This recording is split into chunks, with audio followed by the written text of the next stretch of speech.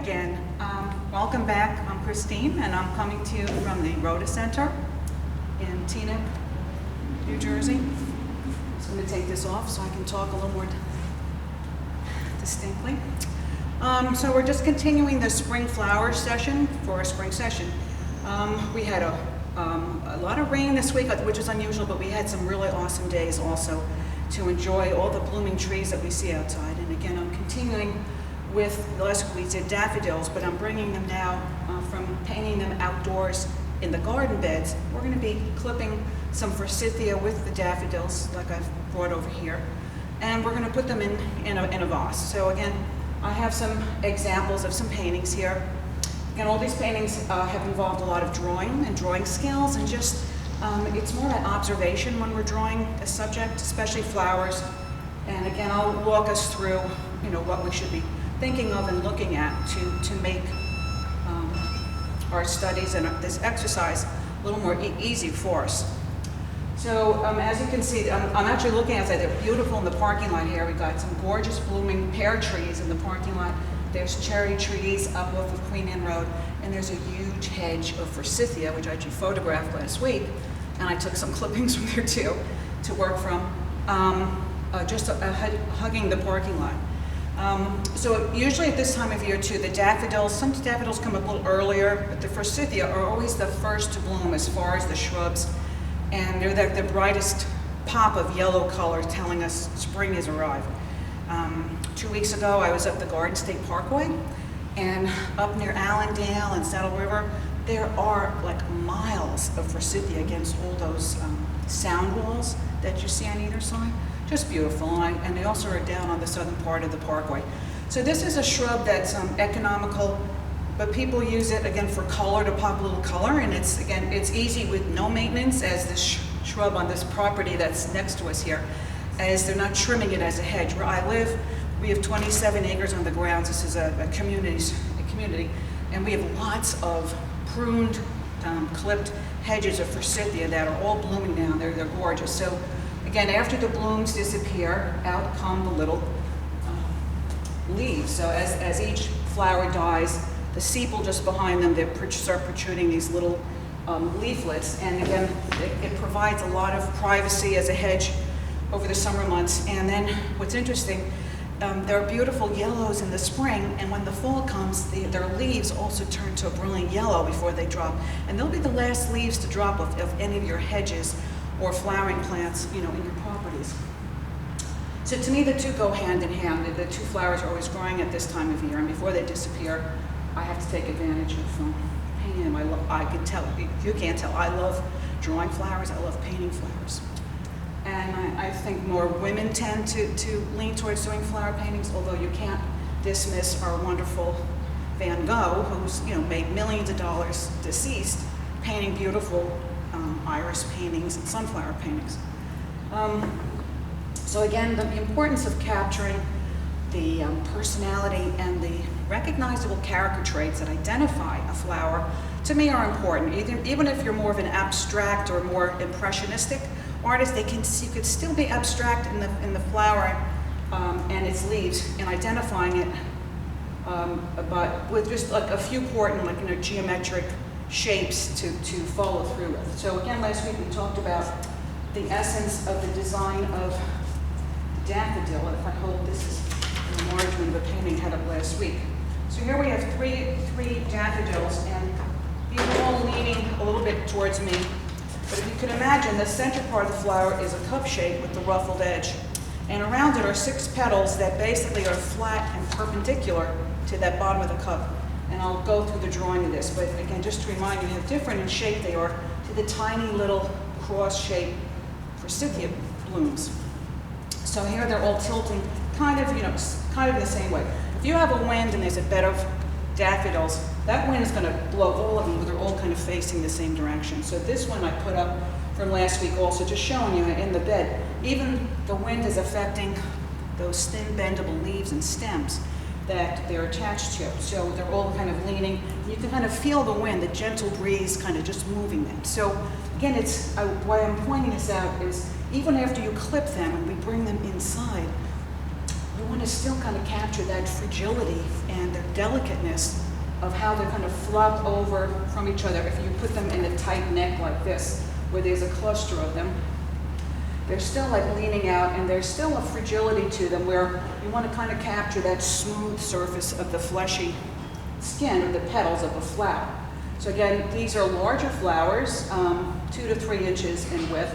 And again, the leaves are quite different in shape. They're thin, they're like with thin blades. They have bendable stems that are like the thickness of a soda straw.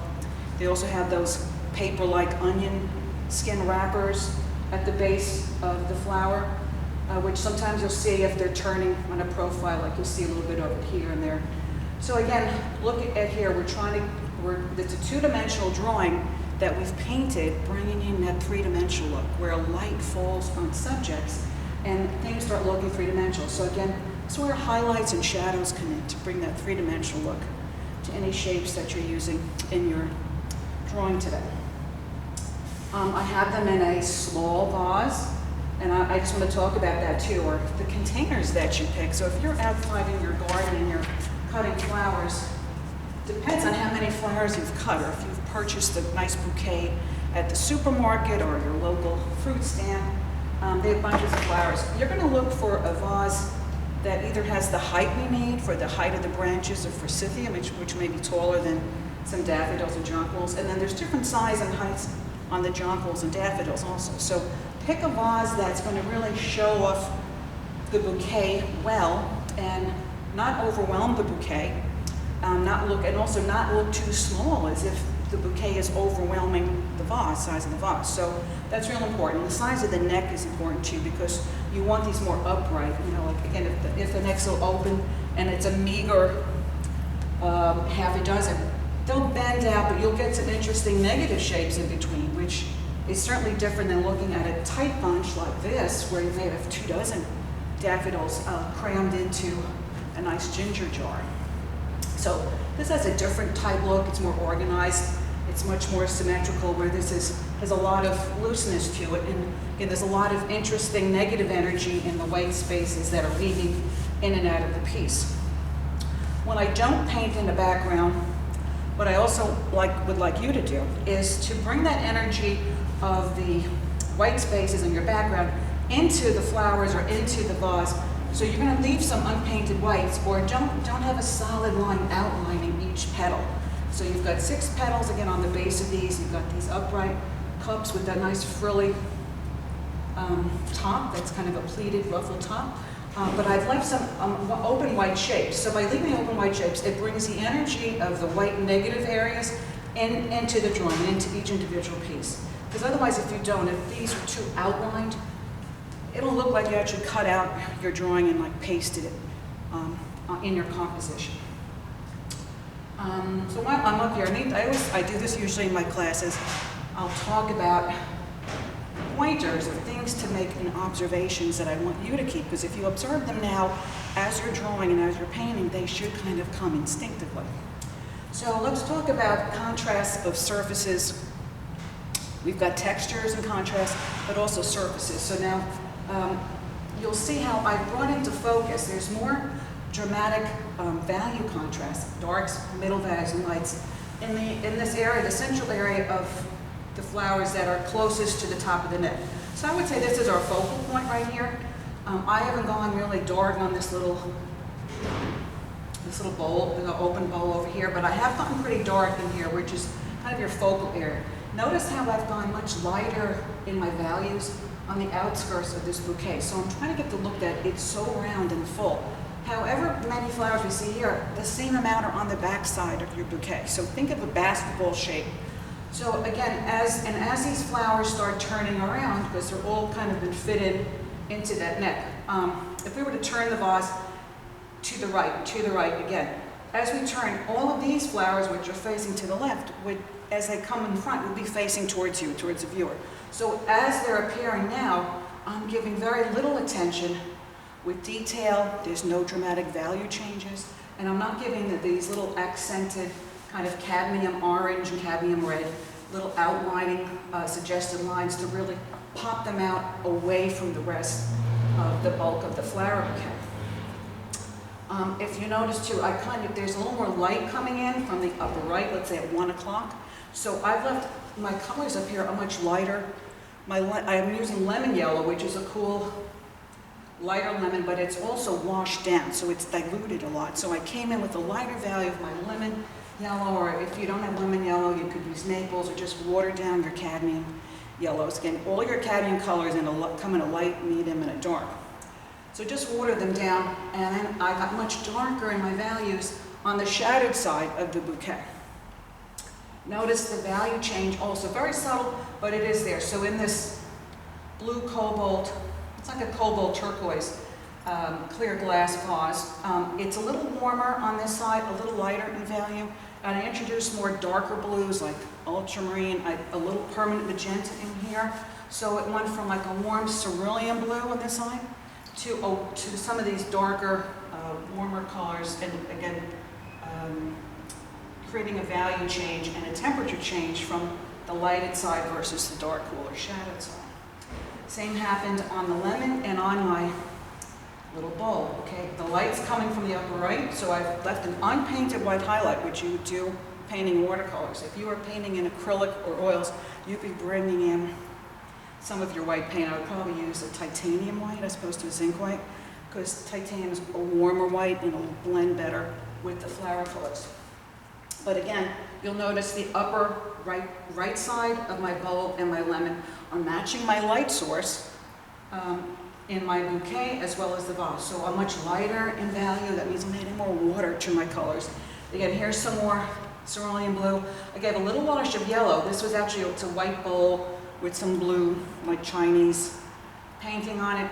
So I put a little bit of yellow down in the inside, which is contoured, which is concave, but it'll be picking up some of the yellows, bounced light and bounced color into the inside of this bowl. So I have a little bit of yellow facing the bouquet up here and here, and then again I go from a warmer cerulean blue to my darker cobalt, it's colder blue on this side with a little permanent magenta.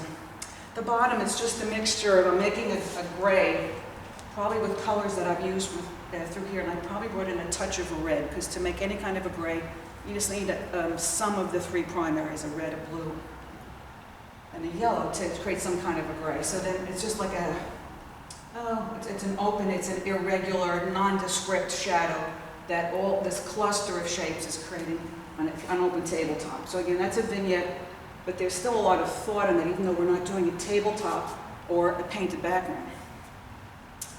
Okay, so here's a tight bouquet, here's a looser bouquet. So there's less flowers, and again, they're kind of spreading down. So I want to talk about placement. So again, you'll notice how the placement here is pretty centered, and I have two objects at different levels. So all three objects are at different heights away from the bottom of your picture plane. So the base of this is here, the base of the vase is here, and the lemon is a little lower.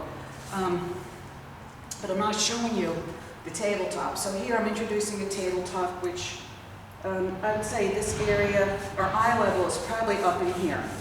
So I just want to talk about ellipses, because again, I'll be going through the drawing of some of these vases or containers, and depending on where you are, if you have you set up a live vase with flowers for yourself at home, or you're working from a photograph of, maybe you photographed something 2 weeks ago that the flowers are gone now. Where were you sitting to take that photograph? Do you want to paint it at that same eye level? So you can change the eye level from a photograph you may have, or even where the height of this is set aside away from you. So if I'm showing you looking inside the top ellipse at the neck, and I'm showing you the waterline, that's another ellipse that's similar, where the eye level is basically up here, because these are all pitched away from our flat horizon line. I'll go over that in a minute. And then we have the base. So be consistent in the consistency of the ellipses, that they're all matching. If this was a real tall vase, if the top of the neck was way up here, we probably wouldn't see the inside of the cylinder, the top of the cylinder, the ellipse. We would probably have the ellipse going this way, going downward towards our eye level. So that's something else to, so here's an example of that here. So the base of this vase is hidden, but the base here you can see is definitely curved down away from our eye level. I put our eye level here since the tops of my vases are now curved this way, so I'm over-exaggerating with my hand. So your ellipses are changing because they're above eye level or the horizon line. All right, so now we have Forsythia alone in a vase, which look very nice. If I was to have them alone in a vase, it depends on where this is going to be placed. If you have a nice entranceway and you want something more dramatic, or you want as a centerpiece on your dining table, I'd get a larger vase and cut some really tall branches that are this big and get something very dramatic. If I was to do that today, I'd have to work on a full sheet, and we don't have enough time, right, Andrea? Right. For me to do a full sheet. I'd be happy to, but again, they're giving me a limited allotment of time. So I brought in more manageable size pieces of half sheets and quarter sheets off the full sheets. Watercolor usually comes 30 by 22 as a full sheet. All right, so here I'm fitting, again, we have a vertical composition. I've squeezed in 2 overlapping vases, and I set up a drape behind me with a strong diagonal. So I have a dark vase, I have a light vase. I try to put the light vase in front of my dark drape to help pop it out. I actually had to go and get something from my car just to put behind. This is a neutral piece of mat board, just because I didn't want that yellow wall coming behind my yellow flowers. So think of that also if you're setting it at home. So this could be a white wall, but notice how here's the pure white where I've taped. So there is a slight dirty wash that I have all around here that there's no pure white. And I did create a little bit of shadow. It's not a distinct shadow. It's kind of shadow that this sitting on a table at a good 5-6 feet away from that wall would create just an obscure, like little darker shadow. So it's helping us change the value on the backside just to create a little more interest. And again, notice how the upper, my light's coming from here. This is a dead giveaway, is where your cast shadow is leading away from light source. And again, I've given the slightest hint of getting a little lighter in value and cooler in color over here with the lights falling on the bouquet, and I got much darker on the left side of the bouquet. Again, this is kind of looser, it's not as tight as this. We're not squeezing 2-3 dozen daffodils in a vase, which has a nice dramatic look. Again, this is centered. I have 2 underneath, so it's very symmetrical. And symmetry, again, a lot of us have different likes and dislikes of what kind of artwork we like, or even how we arrange our furniture at home, or how we dress.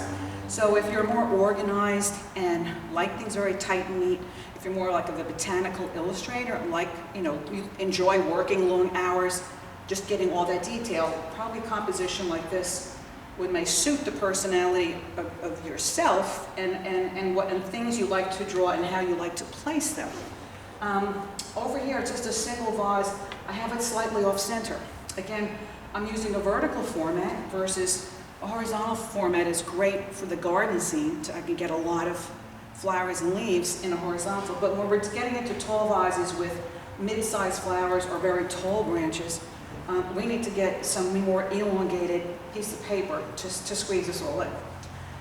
So again, once you establish what size, again, if you have this set up, so this is life size, the flowers, the vases, and again, this piece of paper, if I take this off, may have to fill the height to get all of this in. So take a look, it's not. So you need to set yourself up farther away from your setup so that this starts to look, as you move farther and farther away. If I get where the girls are sitting, and I had an easel and I had this piece of paper in front of me, I can get exactly all of this within a realm. I give myself restrictions, have a little negative space up here and a little negative space for tabletop or cast shadow down here. By moving myself farther away from this so that the size of this now appears exactly the same on my piece of paper that was placed farther away.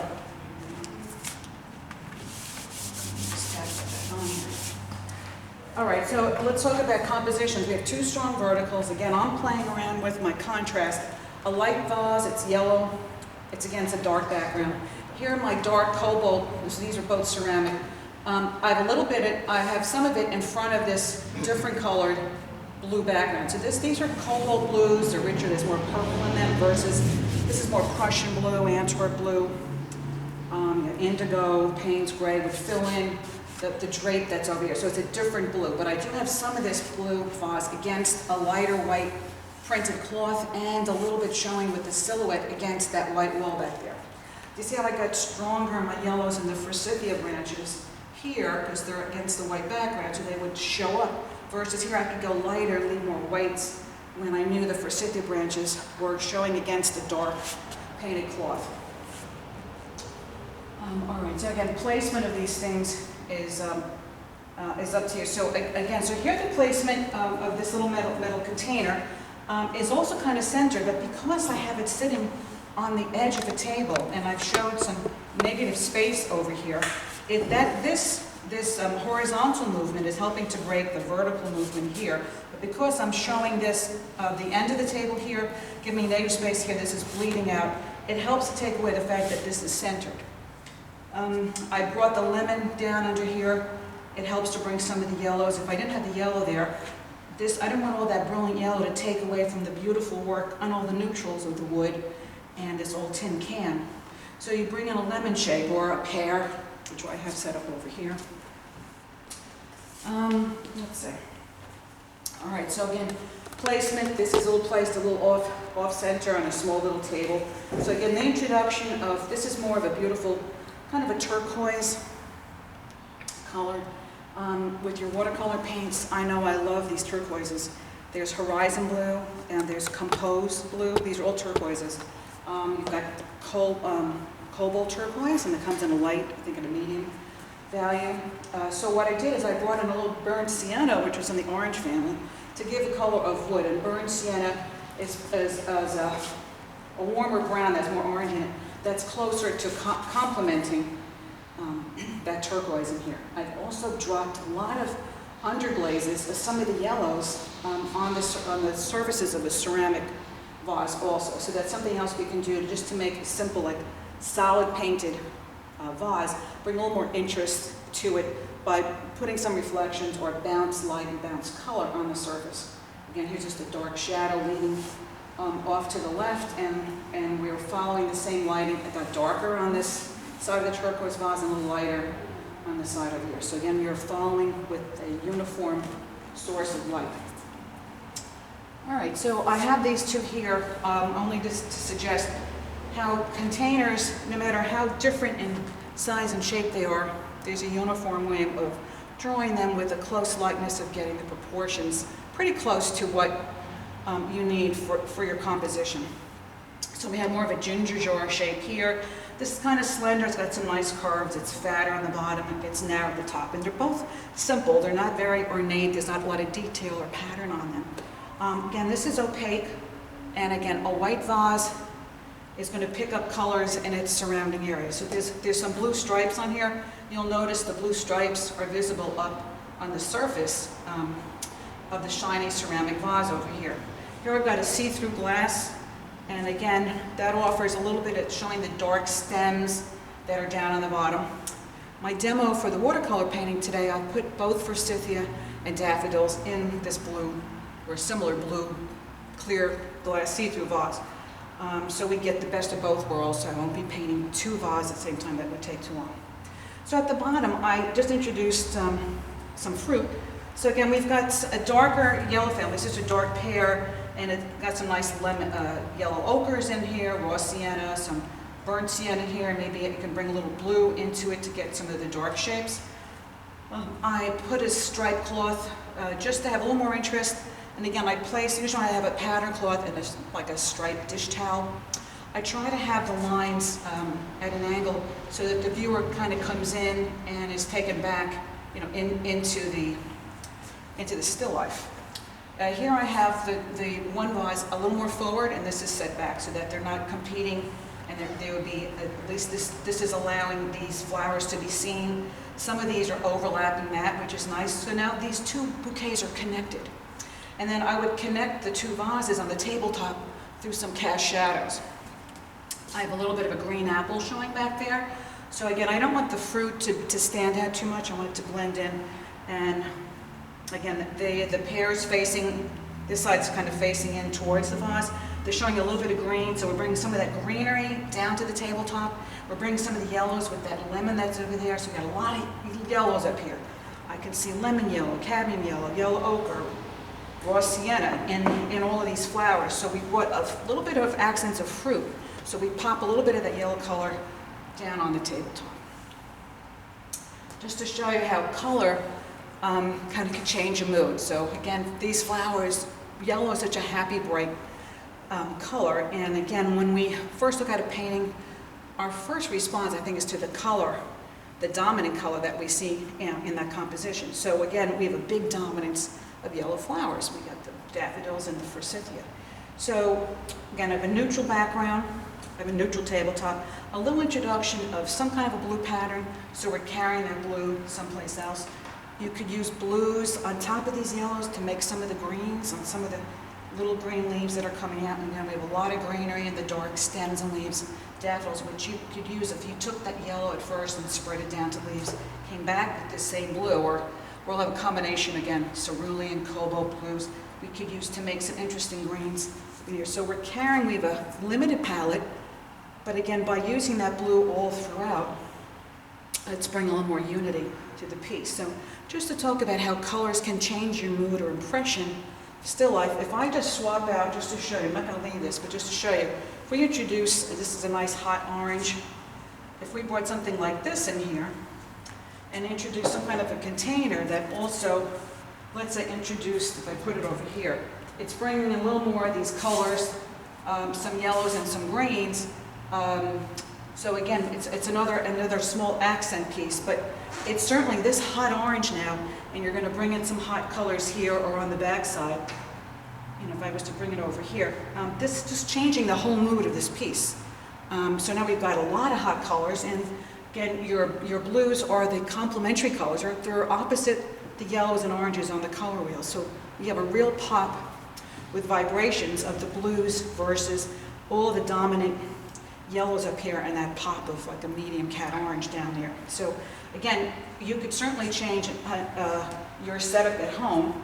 Not have to follow exactly what I have here, but I'm trying to keep this as simple as possible.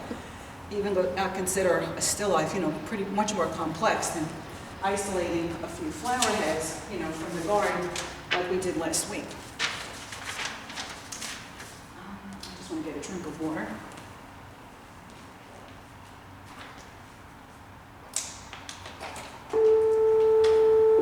Mrs. Bond, will you please call 7003? Thank you. All right, so that was a lot of information that I gave you, but I tend to do this before the drawing and painting process in my classes, and I hope it helped. So let's just go over drawing the flower and drawing a couple of containers. All right, so to repeat last week's flower, the daffodils, and I'm looking, I have so many examples here to look at. I put this up here too. Here we've got a zoom in shot where I'm cutting off the containers. And these are much more looser, much more impressionistic. I actually used a white wax resist crayon to do my outline drawing of this, and not a pencil. So when I started painting, my outlines started showing up as white lines because of the wax resist. So again, very loose, and then these are all bleeding out. I've got, even though they have colored backgrounds, the containers bleeding out of the picture, the flowers are bleeding out of all four sides. But it's a looser drawing than something that's a little more traditional and semi-realistic. All right, so we'll go over the drawing of the daffodil flare. So I know because I'm working with dry markers, and if I draw in black, I can't go back and color the shapes because they'll just bleed, the black will bleed into the yellow. So what I'm going to just do is maybe, you know, here we have, I'll go over this in a dark ink. I just want to get some yellow color down. So again, we have the center cup shape, which I brought in this cup to show you that. So I have it kind of pitched like this.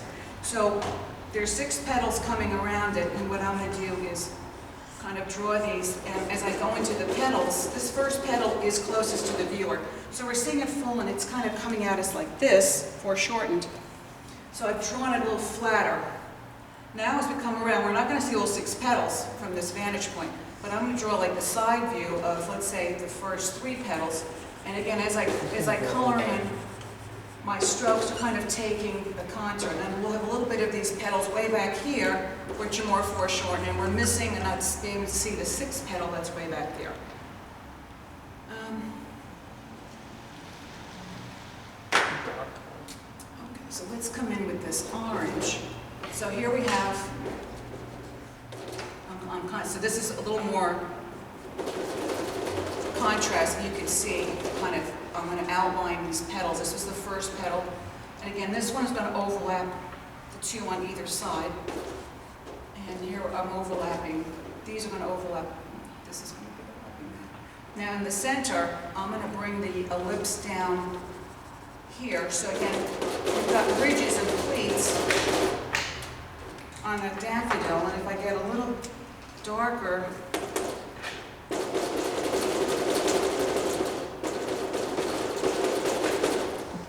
and then we have some ridges on the flat petals that are surrounding at the base of the cup, like so. So now, so if we were to have a pistil, the center again, we've got a pistil and some anthers. So again, if we follow with the line coming through here, our stem would come right through the center where the middle pistil is. I'm just creating a little more, and then I'm going to put like this kind of wrapper shape here, and then we'll switch over to green. Where let's come in with the light green, and then a cooler green. Let's come in with the brown.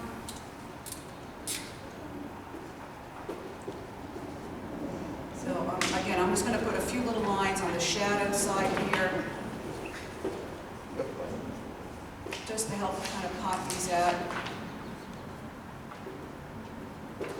And again, those are like lost and found lines that I just drew. They're not continuous lines, but it helps to pop out against that white board. So we're just capturing the essence of the physical nature, the shapes of a daffodil. You have a center cup that's upright and it's quite full, it's deep, and then it has 6 petals that come out around it. And again, you're just repeating that. Again, if I draw one that's on the side of this, so if this was in a vase, we would see some of that stem coming through here. Let's just put in, while I'm thinking of it, some leaves. So again, the shapes of the leaves are nice and thin. They may have like a round tip,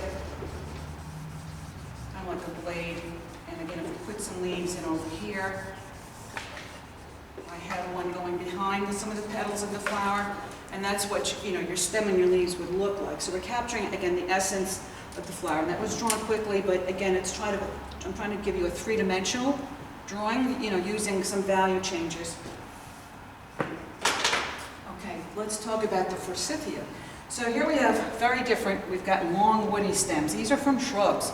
And the stems down near the root of some of these bushes, and we had Forsythia on my dad's property over 60 years, and you needed a saw to cut the branches down near the root. The farther up they get, again, they can grow quite tall if you don't prune them back.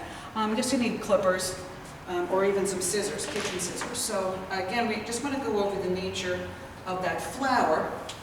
So I'm going to keep it on this half the board, so I save that half the board drawing some containers for you. All right, so the flower is so delicate. So again, look at the size of these.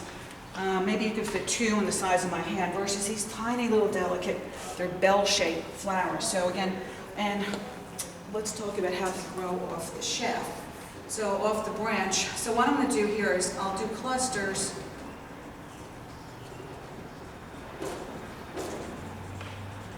So as I'm drawing them, again, there are 4 petals, but again, as they grow off of the branch, these petals may be angled to the right and left because they're quite full as they grow off the bracts. So I'm drawing a cluster of a few of these, like off a section. So up here, and I'll be doing some outlining to make some sense of these solid lines that I'm building up just to get the look of a few flower petals on a tall branch. So we've got clusters up there. Maybe we'll have an offshoot of a branch, so I'll put a few smaller petals and flowers over here, and then we'll get a few more. So I'm actually drawing numbers of clusters of flowers. They're kind of several inches away, that they grow in clusters on either side of the main branch. You may have 4 on each side or even more. And let's just keep, I'm going to keep coming down the branch where it will get a little thicker. And again, maybe have an offshoot of the branch on the side here.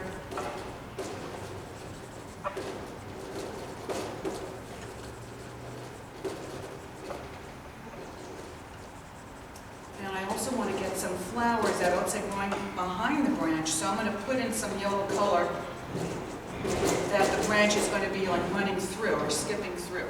So let's come back with the lighter orange, and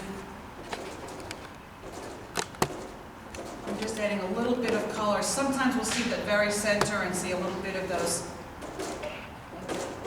So they look like little beads. What you're actually seeing in the center of Forsythia is 1 pistil and like 2 anthers. So that's what. So you don't have as many anthers as you had in the crocus or in the daffodils. There's 1 pistil, so you'll see like 3 little beaded tops at the center leaves. So let's just connect some of these with the dark brown. Just try this is nice. All right, so I'm going to start my branch at the base where I'm going to do repetitive strokes. You would be changing the width of your brush. So if you had a number 14 brush, number 12 brush, if you press down, the hairs will fray out and give you a broader stroke. And as you lift away, you should be able to come to a fine point. So I'll be doing that by doing parallel strokes if you're working in pastels or colored pencils. This is how you would build up. So if I draw the outside, so I'm drawing a branch, and again, I'm trying to draw crude. These aren't very slick or manicured like a pair of chopsticks. They have like a little bit of a irregular edge, and they have these little bracts that kind of come out on either side.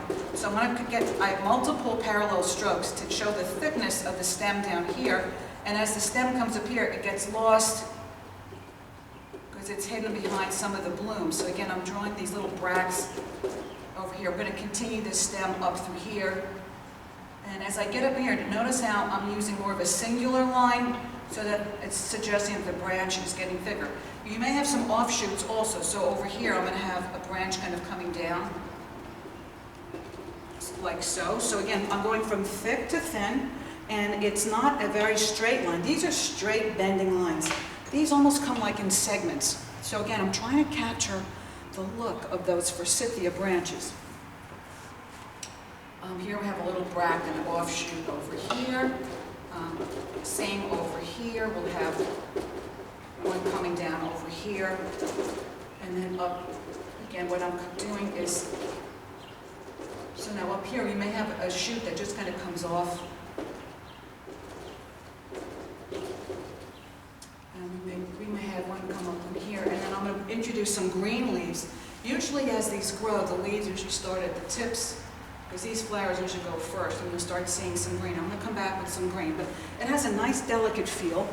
And again, I'm going to come back and just get a little thicker up in here. This is the midway section of my branch. So that main trunk, that main branch is a little thicker, and the offshoots are much thinner. So for me, I have a wedge. You could be working, again, you could draw with a nice set of markers just to loosen up before you jump into colored markers. You can go from thick to thin with some of the points that they give you now.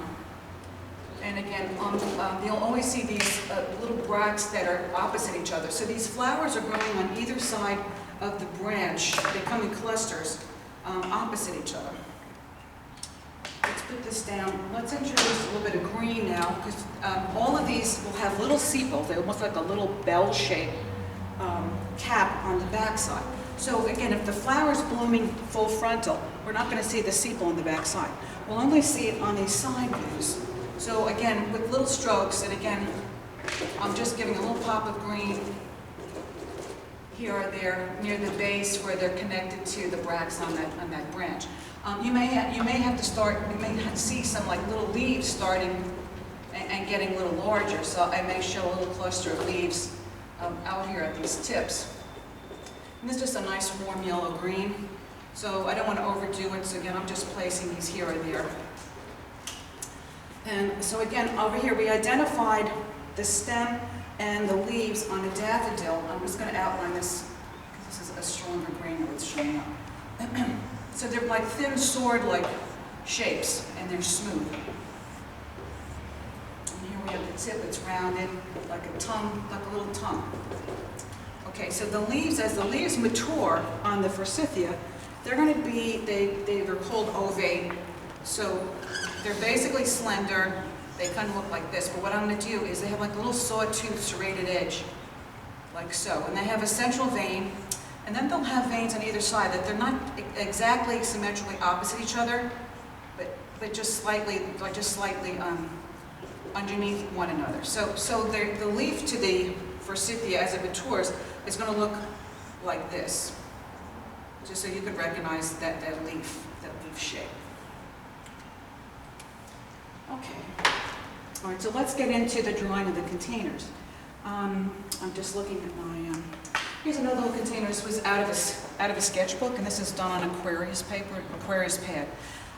Aquarius paper I love for florals.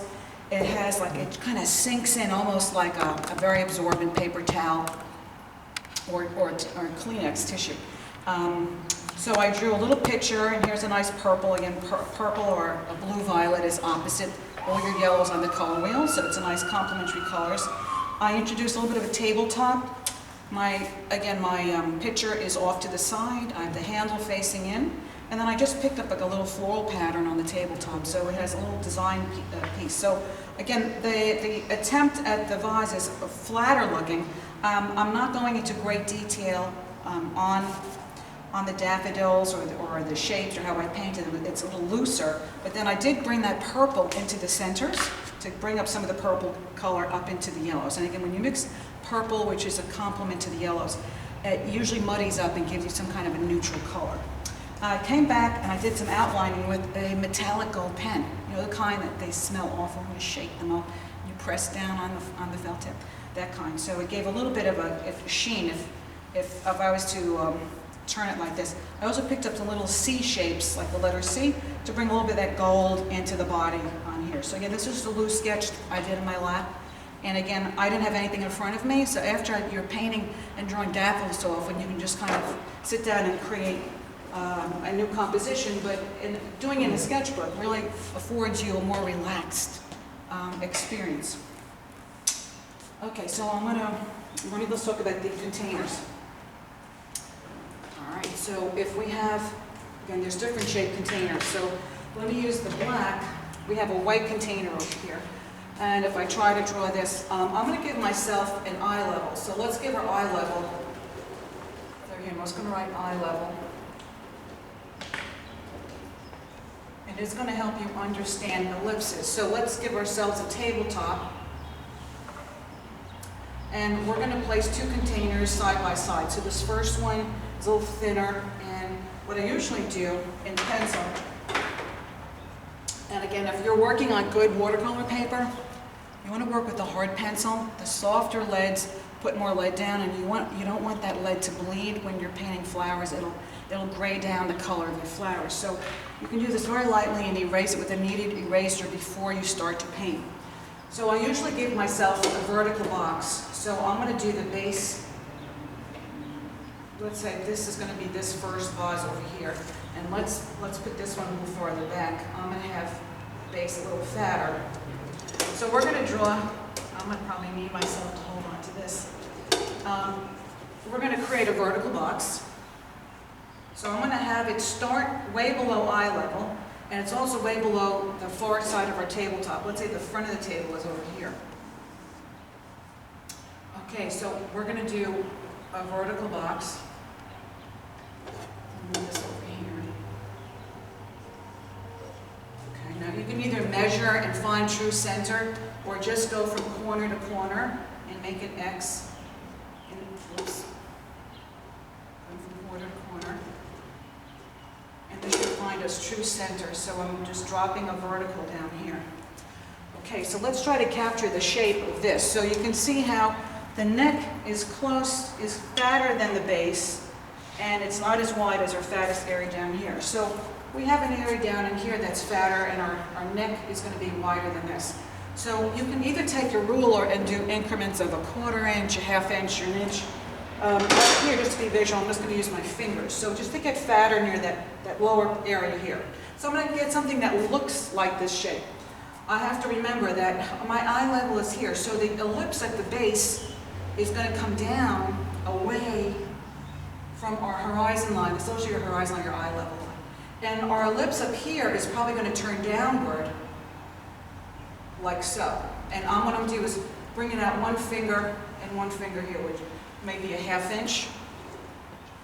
Okay, so down here, maybe I'm going to come out 3 finger lengths. So I'm doing 3 fingers on the outside of the vase. I'm going to make a dot.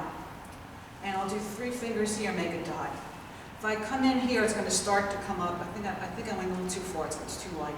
Let's do 2 fingers. So 2 fingers here and 2 fingers here. As we start to come in, maybe I'll do like 1 finger up here and make a dot. 1 finger up here, make a dot. And in between, I'm just going to put a dot that's probably a little more than, if this is ½ inch, 3/4 inch, this is probably an inch and a half over here. As we start to come down towards this, you may want to come in a little bit. So I'll give myself 2 fingers and 1/4 inch away from the side of this too. Now as we come up, we can have this come up right to the inside and touch my original box shape. And then it's going to swing out to flare out the top of my vase. So now you're just going to come back, and I'm just double checking. This looks a little wider than this measurement here. So the idea is to measure equal distances that are horizontally across from each other, that they're equal distances away from your center axis. So each of these will be a certain measurement. This will be equal to this. This will be equal to that. And you can, again, with your ruler, this is going to be equal and distant to that, and then our neck is going to be all the way out to here, to that line here. And then you just come back and you're just going to connect the dots and capture the look of a vase. It's similar in shape to that over here. So because our eye level is all the way up here, the top of our neck is curved away from it, but yet the ellipses down here are curved upward towards your eye level.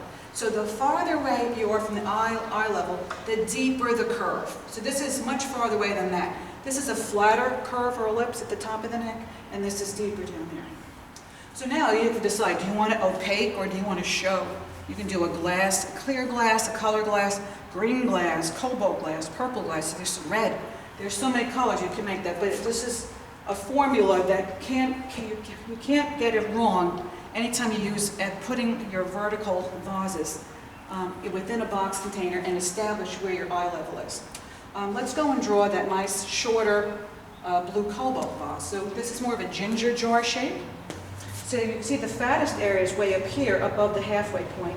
Then it comes into our narrowest point and then it flares out. So its neck is not as fat as the sides over here, and it tapers down to a nice ellipse at the bottom. So now we've got, on a see-through glass vase, we're going to have 3 ellipses to be concerned about. The base, the neck, and our waterline. So we're going to give it a waterline. On an opaque vase, you won't be able to see inside. I will say this, a see-through vase is much more challenging than painting an opaque vase. You have a lot to, you have to draw the see-through branches, or here we have dark branches, or there'll be leaves and stems from the daffodils. You have a water line, and if you have objects behind, here I'm showing you half of the lemon is hidden, so we have half of a lemon showing through.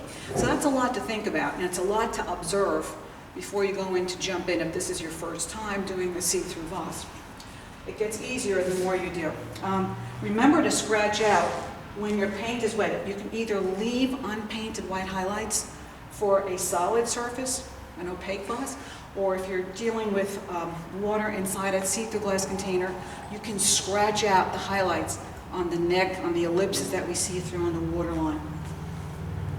Okay, so here we're going to attempt that ginger jar. So again, let's put it in a box. So I'm going to make, this is a little fatter looking than this at the base. So you can see this is narrow, this is a little fatter. So I'm going to try to bring up the height. Let's keep the height maybe a little lower than that. So I'm going to come up and we're just dropping a vertical on either side of that bottom. This doesn't look too vertical, so let me just straighten that up. Okay, so again, if you go from corner to corner, from this corner to this corner, draw an X in the middle, where the two overlap, that's center.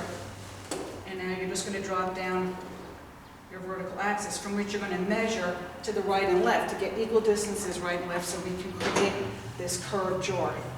Another way to double check your drawing, even though you're going to be putting it in a box like this and taking measurements, is I usually take a painting and I can't lift this up. Let me take this. I'll turn it upside down.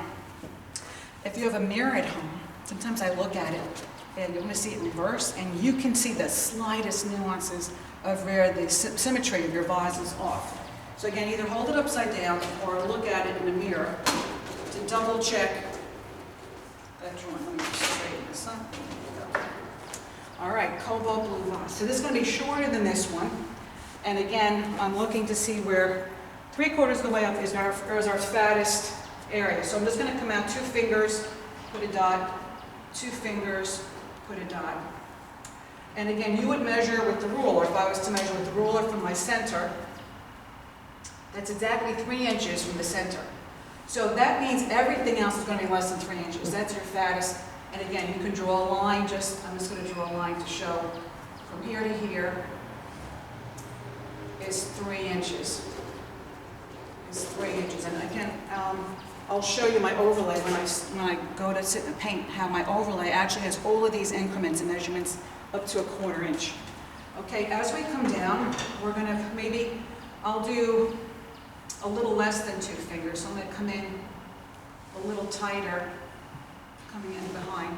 So from here to here, maybe 2 3/4 inches.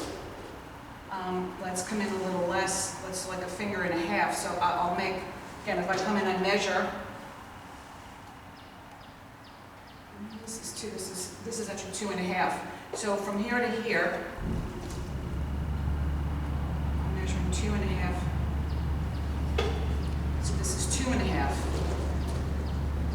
And so on. So at this point, you can eyeball the rest. If I put a dot here and here, it's probably 2 inches. And then we come down to this, which is 3. This is actually, so from here to here, this is the bottom of our glass. This is,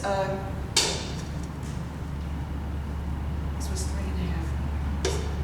Just across, so then it's 1 inch. It's just less than 2 inches. So this is like 1 3/4 inches, just from here to there, and from here to there. Okay, so now the neck is coming in. And we'll probably have to come inside the box. So let's come in like 1 finger, like so. And then here we'll have our neck. So again, our neck is just above eye level. So its ellipse is going to be curved downward. So I'm going to have it come out just a little bit like this. So this is what we're seeing over here. It's downward. Let's come in and connect the dots. So we're going to come in.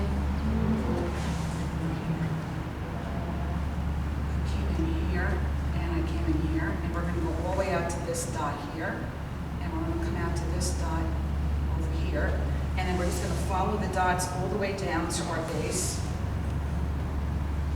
all the way down to our base over there. Okay, so it's a little fatter than what you're seeing here, but you get the idea. So now what we have to think of here is our waterline. So that's the neck is above eye level, so it's curved downward like this. The bottom of the vase is curved upward, but what we're going to do is we're going to see through, we're going to see the whole base because it's see-through glass. We actually would see the back side if there was nothing in it. If we have flowers in it, you won't see the back side, but I'm just showing you the empty vase. And now we're going to have a water line, and if our eye level is up here, our water line, let's bring it down maybe halfway. We'll see more of it. So it'll be, the bottom will be downward, and then we'll see the back side of that water line. I just want to change out my black. It's getting a little dry. See how this one fares. All right, so see-through vase. Now it's a matter of placing your flowers. Since this is a nice cobalt blue, it's a strong, dark color, but it's the complement to all these wonderful yellows. So I would say your focal point is going to be right about here. So the height of your bouquet should equal maybe the the length and height of your vase, and your focal point is going to fall in here. I would break the neck of the vase with the petal. So if we put the cup, let's have a few daffodils over here. So let's just draw. So I'll have like a petal here, a petal there. We may have, we're going to look at one that's kind of open here, and it's kind of straightforward. We'll have a petal break that over here.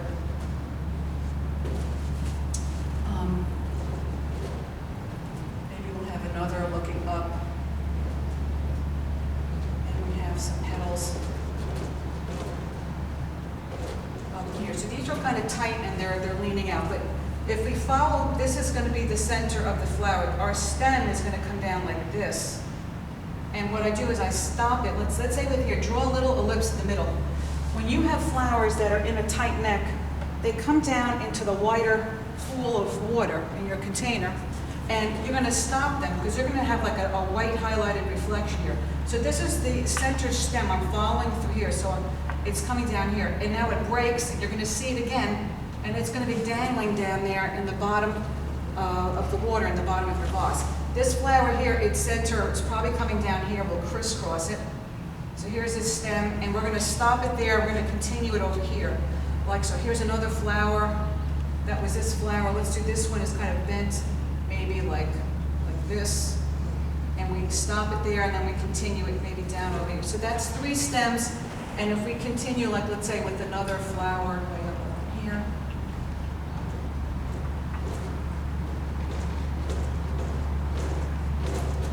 Its stem may be coming down. Again, let's say we're going to see it come through and crisscross like down over there. Okay, so that's daffodils. We're not concerned. We're not going to see any of the stems or branches in the opaque vase.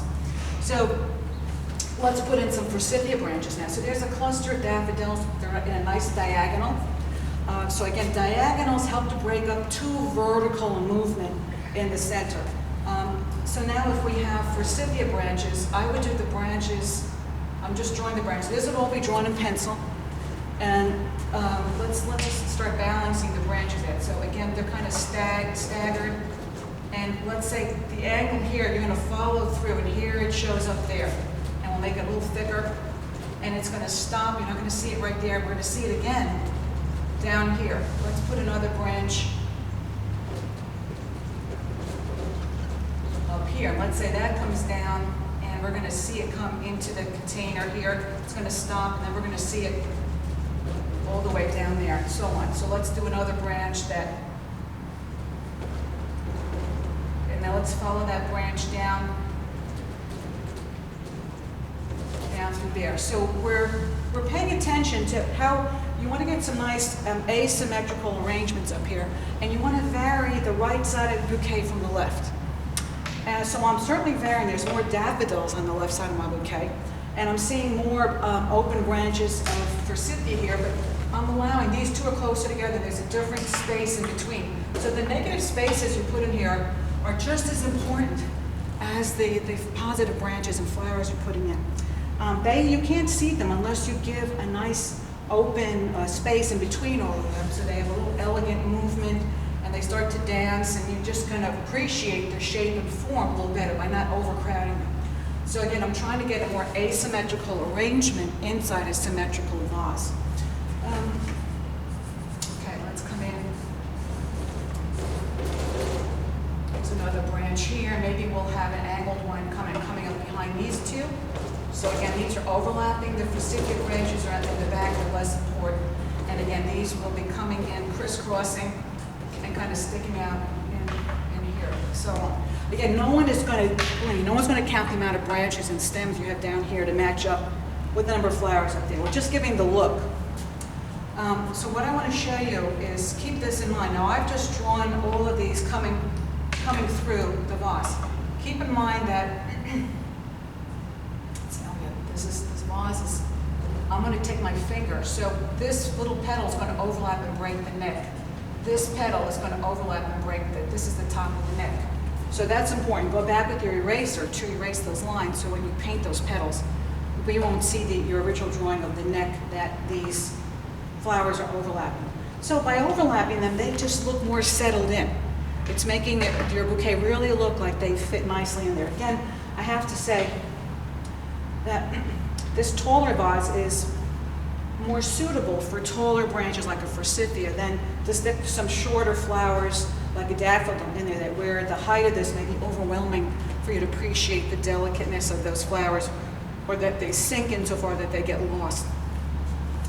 That the vase is overwhelming to the type of flower that you're in. So I hope that helped. And then, so now you would go back in and sketch in. So the branches and their placement are important. So some of the branches may be interrupted by some of your blooms. So again, if you go back and you draw some blooms, so again, you have these bracts that are opposite each other, and that's where you have these flowers. So you have these bell-shaped flowers, there's 4 petals. We may not see the 4th petal in the back, so you can come back and start drawing some of these petals of the forsythia blooms. Let's say we have this one kind of open facing us, and we see little centers. And sometimes you may have multiple blooms, so you may draw one overlapping the other. So again, this is how they grow. So it's nice to show the growth pattern of how they literally are structured, shooting off that branch. So if you have some flowers, if I draw a flower here that's full frontal, so we'll get our finger, we'll just erase some of that branch because the flowers are interrupting it. So you would do that drawing and then erase your branch before you go into paint some of the flowers. All right, so I hope that helped. I'm gonna go just take a minute or two, and I'll be right back with you, and we'll start painting. Okay, so I just situated myself, and again, if you've been at home listening to me, or are able to set yourself up with a still life to work on and a drawing that you could have been working on while I was walking you through everything, you could actually start painting, or you could just do a direct painting and not even pre-draw. But obviously I spent a lot of time on this just to show you how I have an overlay, just to show you how I would have started out with the drawing that I just showed you,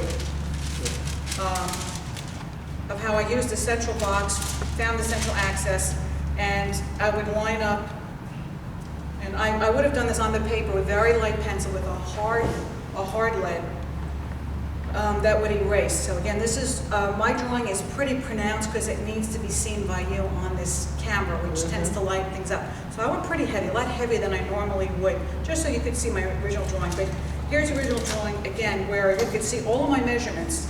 Here's my vertical box. Oh, this is going to be reversed. I forgot it's reversed. So again, I have the central axis. I've measured equal distances to the right and left, following that ginger jar shape with my cobalt glass. I have 4 large daffodils that are at a slight angle. 2 of them are breaking the neck, so I've got petals overlapping the neck of that. And then I have just the bottom of some forsythia branches. So I couldn't give you the height of the forsythia.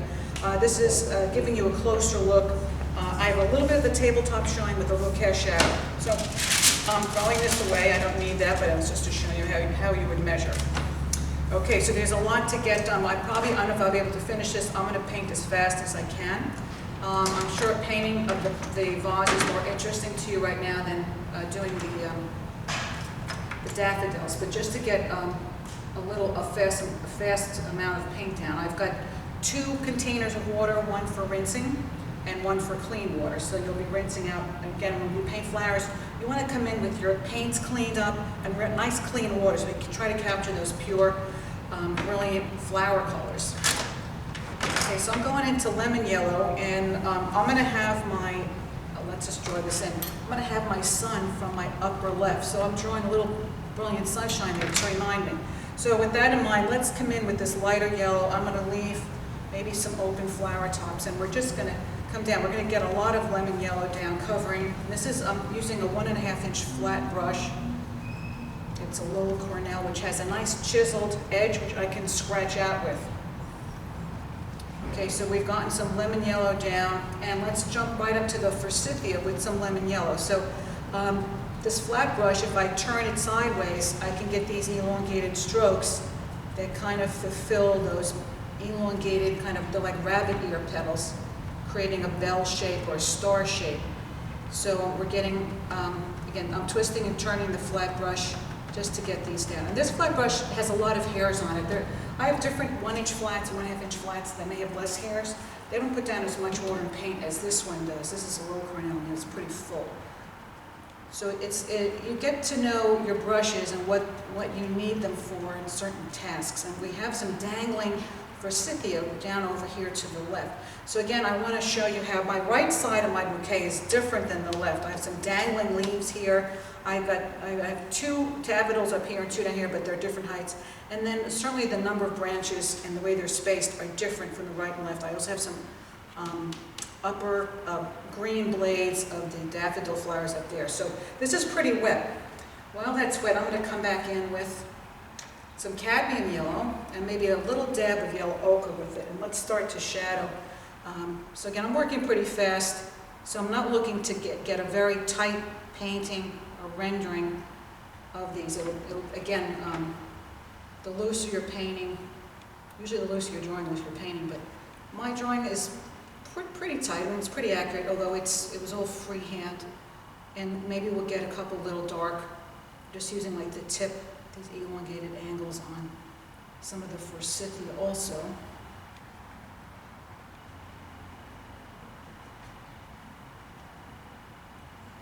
Okay, let's not forget my lemon. I have a lemon down here, so let's come in. I'll leave like a white highlight near the top of this. This is lemon yellow. I'm painting the lemon. Let's come with some cadmium yellow near the middle, and let's come back with some straight yellow ochre.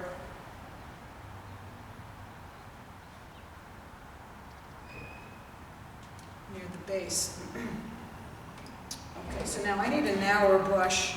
So I'm going to come back. This is a number 10, no, number 12.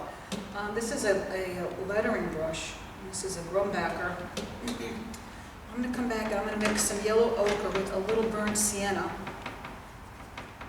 And I'm just going to come in and darken some of these centers. So again, this was a little wet, so I'm not putting a lot of water on this brush because, again, everything's kind of bleeding here, so I'm actually getting rid of some of the water on my sponge. But I'm just darkening the centers over here. And I'm going to come back with a little burnt sienna down near the underside of my lemon. And let's go back now with, I'm rinsing out my brush, with some cerulean blue.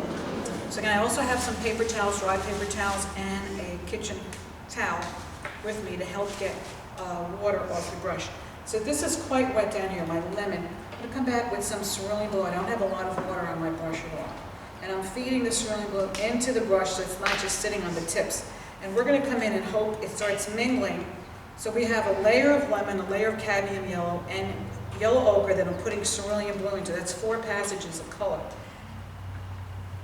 So you can see the minute it mixes in with those yellows, it starts to turn. I mean, it doesn't look like cerulean blue. It's almost like an olive green. And then with that burnt sienna, it should give me more of a gray. I'm going to come back with a little stronger yellow ochre, just yellow ochre now, just to feed in down here. And let's just come back. I'm going to put some cerulean blue in my centers. And all of my daffodils have a little bit of those centers showing.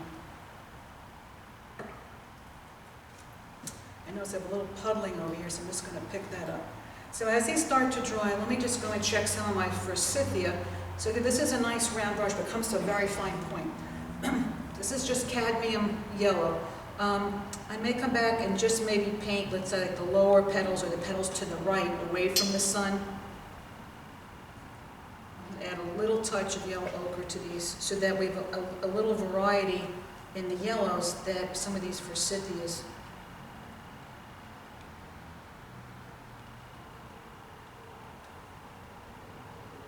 Coming back with some yellow ochre into that. I have probably yellow ochre with burnt sienna.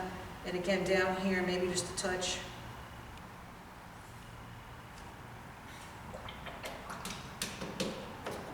Okay, I just rinsed out my brush. So now I'm going back here. Remember I left the top of my lemon unpainted.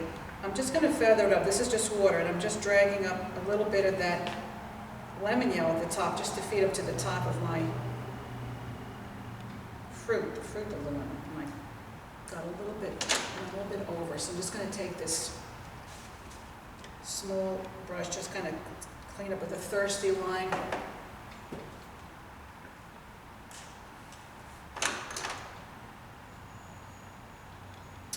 Okay, so let's, I'm going to come back now with some cadmium orange. So this is just the tip of the brush. And again, there's cadmium orange brilliant, there's cadmium orange light, medium, and dark. I just have medium here, and I'm going to go back in just to give a little pop of color, like in a few of these centers. And again, the foreshortening and the perspective on all my Forsythia, they're not all facing me. I'm going to come back and give maybe a little orange tint to the outside ruffle.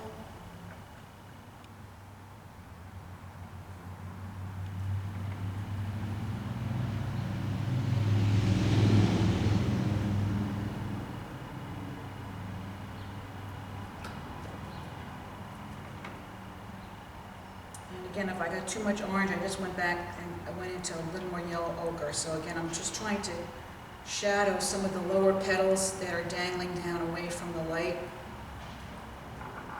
So we start to give a little more information, not much, but again, the looser you paint your flowers, the looser a job you have to do on describing your vase. So if you don't want to get too tied up in painting something that you're not familiar with or a little unsure of, just paint it pretty loose.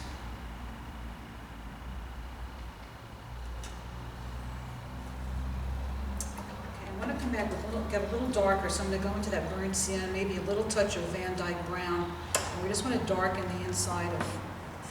These are the deep recessed well inside that trumpet cup shape. Daffodils. So as the paint is starting to dry, I don't want it to bleed on the outside edge of that turned cup, that little ruffle. So we got some nice dark centers there.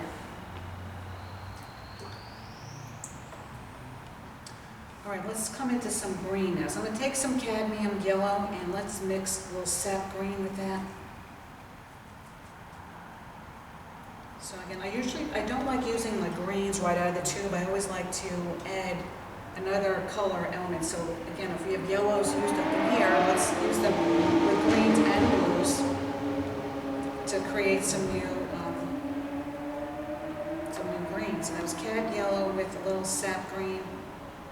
And let's just try that out. So I had some. It's a little too green for me. I'm going to add some cerulean blue to that. So these are actually daffodil leaves that are showing up, protruding up in some areas. Up top, we have one up here. And now I'm going to mix some yellow ochre with a little sap and a little cerulean blue, and we'll have some leaves that kind of come down here, maybe shoot off up here.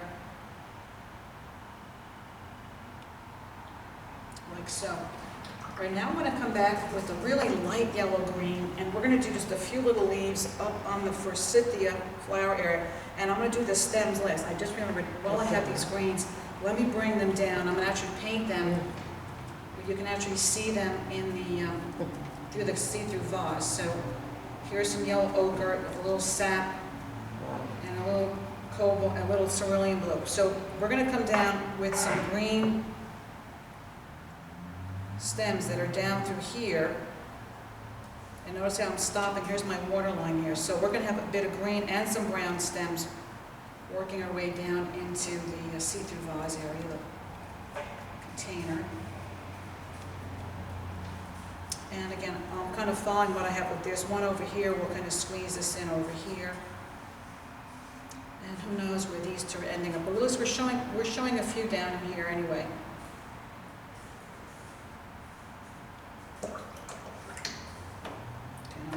My rinse off in my dirty water, tap some of my clean water. Let's just come in with a little darker green. You can take hooker's green with a little yellow ochre. And get a little darker green. Maybe add a little burnt sienna to that. So I want to get a couple stems that are a little darker down in here also.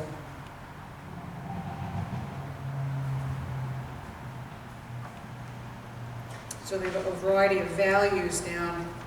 And again, this is going to be all covered over with blue, like a sheer. This is the beauty of transparent watercolors.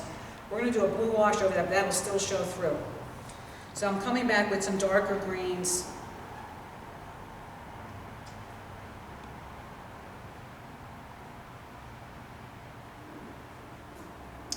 Also, okay, so let's, I think I want to get a few of those. This hooker's green, a little yellow ochre, and some cerulean blue. Let's try to get a few up in here.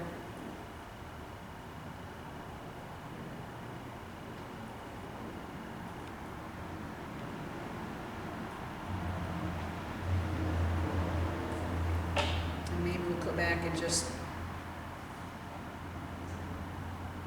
where some of these show up just underneath the shadow of the flowers, you come back and just darken them. So I'm adding maybe a darker brown, like Van Dyke brown, into that hooker's green with a touch of yellow ochre. So I'm going to come back and just, we're going to darken some of these that are kind of hidden.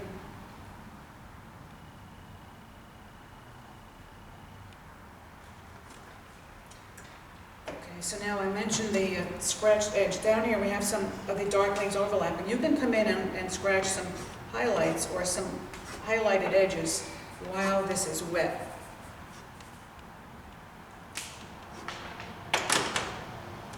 Okay, let's come in and start putting in some of those dark branches now for the Forsythia. So I'm mixing a little burnt sienna with a little Van Dyke brown,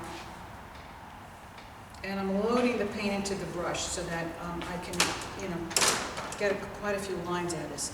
So again, I have a lot of nice free movement. My hand is not resting on the tabletop. If it was at home, you may be a little tight going back in like this. So I have a nice, the looseness and the energy flowing from the freedom of this arm should give me a nice, and I have to watch out for this bar. When I get up here, I have to angle my brush differently. So we're trying to go from thick to thin, so we'll get a little thicker on these. Yeah, it's a little too thick.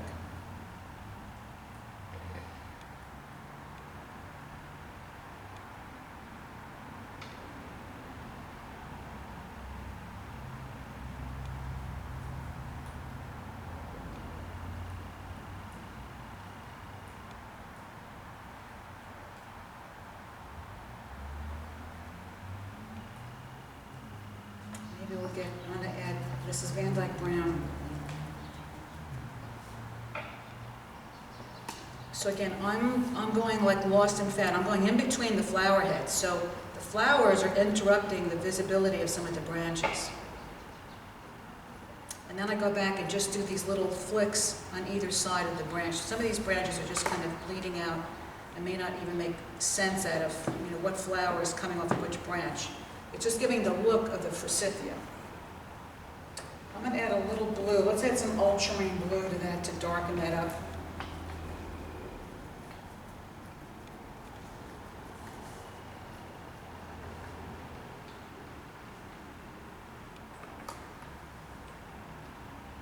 So again, this brush can afford me a nice thin line. If I press it down, I can get a strong, thicker line. And I'm just trying to go back and get some darker branches, let's say that are maybe in the shadows or just looking a lot darker, almost blackish.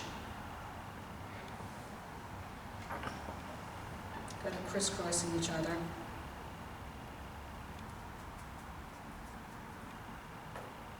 So I don't have a lot of water on my brush. We're working on dry paper now versus when we were doing the daffodils, it was kind of wet into wet within each of the petals. And I'm just going back in here, just kind of feeding a few of these branches that are making some sense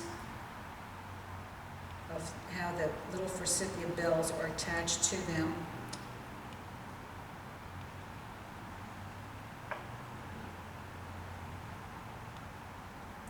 And I'm coming back and just getting like these little dots where like you would have these bracts opposite each other. Let's come back and we're going to feed some dark. Again, if you have sepia, that's a nice dark brown. It's a little colorless and cold, but again, it's going to be under. I'm working on the branches now that are going to be behind this blue vase, so it doesn't really matter what color you're putting down. It just has to be dark. So we're looking to create some darks. I just wanted to wait a while So this got a little fat, so I'm just going to scratch out like a highlight. And that one there, and then maybe we'll feed in like a dark, like right here.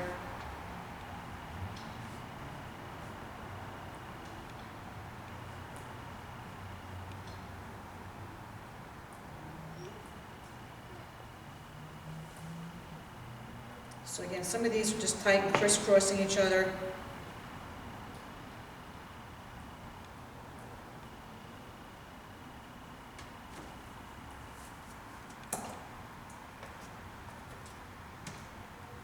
Okay, so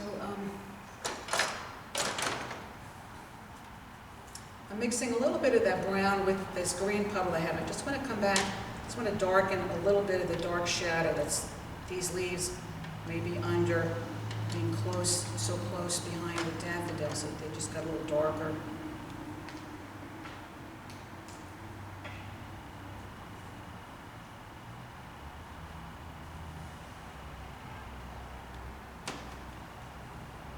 So here I'm getting a little darker up in here.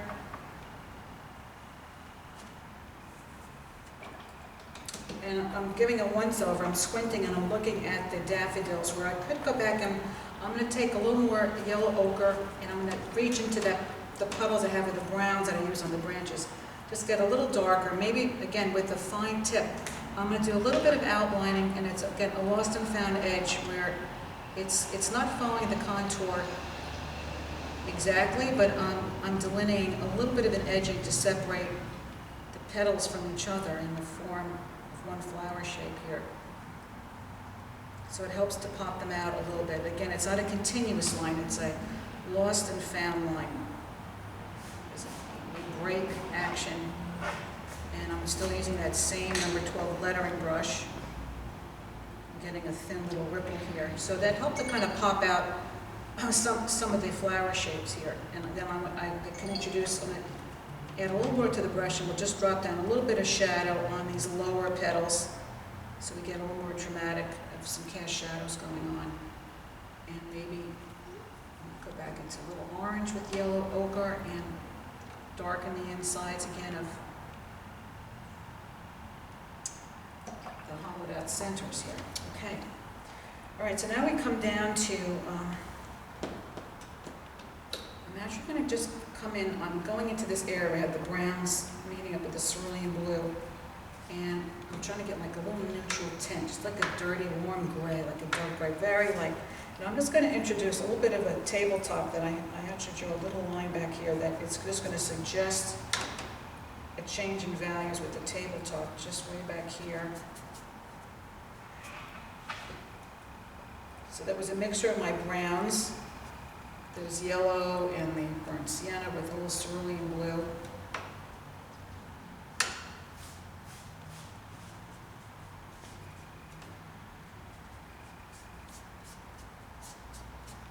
So this is a suggestion of a tabletop. Okay, let's jump into the vase now. So again, my light is coming from my upper left, so I'm going to be lighter and warmer in the blues on the left side, which is this side here.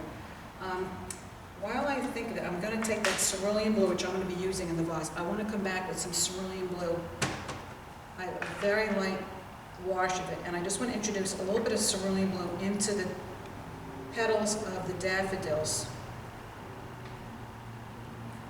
just to calm down that yellow a little bit, because sometimes a light valued flower will reflect the colors around it. Okay, so this is going to be cerulean blue. And I'm feeding it into the brush. So this is all dry. And again, I talked about how we have this ellipse. This is my pencil.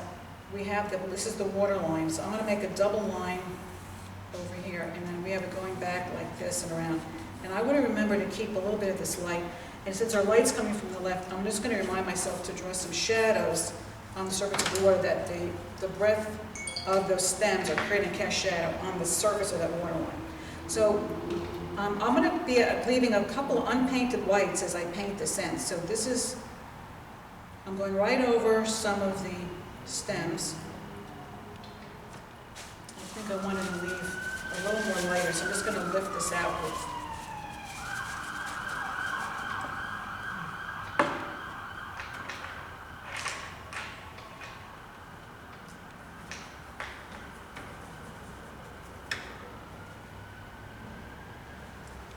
I'm actually going to draw like a little thin line that just extends out just beyond where I've painted. So it's actually incorporating the white of the background of your watercolor paper to suggest like a highlight on the edge of that vase. As we get down here, I may also just leave an unpainted white highlight.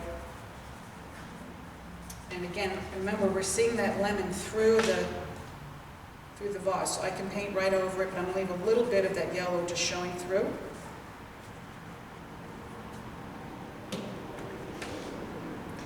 And then we're going to come back up here. Remember I talked about leaving a little bit of that white on the ellipse of the waterline. We're coming up near the neck.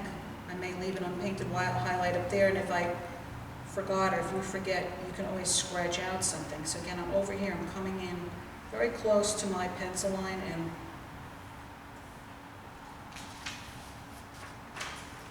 again, I'm painting right over, not solidly, I'm covering most of the stems here, but I left some unpainted highlights in there. And while this is wet, let's come back with some Cobalt Blue. So rinse out that brush, tap it into the clean water. Let's go into some clean Cobalt Blue. Remember I talked about having, if you're doing a bright blue vase, you don't want to have done a landscape last night and have all your blues and yellows contaminated when you're painting a landscape. So again, here's Cobalt Blue, and we're going to go on top of the cerulean.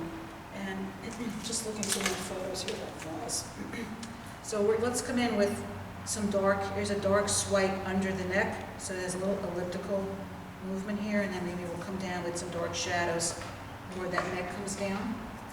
And these are just quick blue strokes. And again, this is quite wet, and there's some actually unpainted areas in here, but I'm looking to capture like some darks, like let's say within this is the darker side of the vase over here, so I'm still going to let some of that cerulean blue show through. I'm actually taking the point of my brush and giving myself a little dark outline over here. So again, you can press down and get some darker strokes. Here's the bottom of the vase over here, and it's a little darker here. And I want to show the highlight that's at the bottom. We're actually seeing the neck, the base of the vase. We're seeing that lower ellipse down at the base. So this has a nice wet into wet look that's happening here. And you can see I'm painting pretty quickly. I'm showing the waterline here coming in. So I got heavier with the blue on the shadowed side. And we showed some of that lemon coming through. And we can actually just come with some straight blue and just darken a few of those stems, especially at the waterline. So I want to come back with just the point. We're going to come around and just give ourselves a nice dark accent like right here. I may even want to come in with just a touch of permanent magenta. If I can find it, here we go. So here's some permanent magenta with the little Cobalt Blue, and we'll just pop in just a little bit of that over here in the dark, because that purple looks nice with all the yellows. And let's just show a little bit of that in the dark stems down below. It gets a little more shadow going on. Okay. I don't want to do too much more on that, but I just want to show you now, if you didn't save a highlighted edge on that waterline, you can come back. Remember I came in with a dark stroke of the Cobalt Blue. I'm just going to come in and we're going to scratch out. So I tend to want to practice. I may want to move this and angle it to my body since I'm right-handed. I'm going to go back and forth above my painting before I come in and scratch out. It's just starting to lose its shine, so it's perfect to scratch out. So we're going to scratch out a nice waterline here. You can scratch out a highlight on the neck. We can scratch out a highlight on the back ellipse. And we can also scratch out some highlights on some of our stems that are still very wet and crisscrossing here. It just adds a little more texture and some light falling on them. Okay, the only thing that's left is, again, I'm going to go back to that lettering brush. I'm going back into, so if you would like tabletop, you'd actually have some of that beautiful color. I'm going to mix a little cerulean with a little cobalt. And we're just going to extend it to the right, coming off as a shadow, casting off of the vase over here. Let's come back and we're going to add a little stronger Cobalt Blue and a little purple, a little bit pearl magenta, just a little closer to it.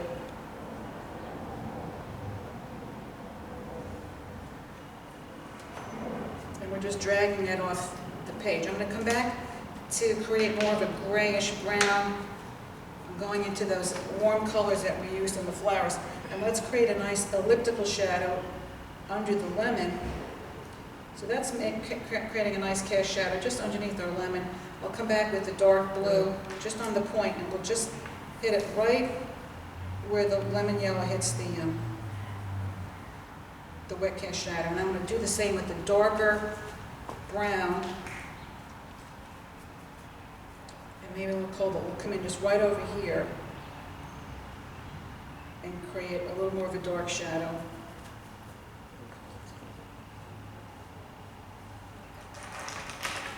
Like so. I'm just looking up at the, I like that purple. I'll come back with cobalt, a little purple magenta, just to go in. Let's just go back into those centers just a touch. Rinse out my brush. And again, if I made larger marks, you could go back and just scratch out those little pistil and the anthers.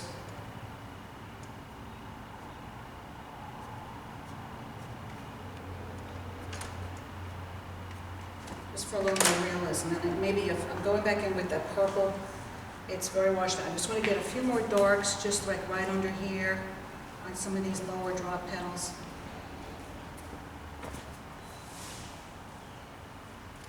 But again, I would probably go back into this and just take a look and lift out or add some little accents. But basically, I would try to get as much as I could for this afternoon, just as a nice teaching lesson.